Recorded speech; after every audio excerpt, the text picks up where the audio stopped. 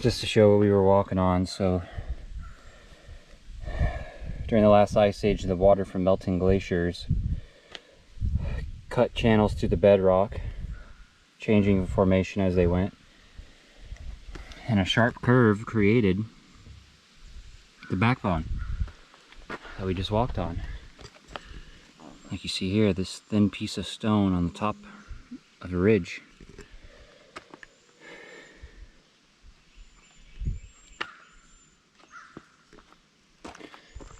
Indiana was covered by an ocean millions of years ago.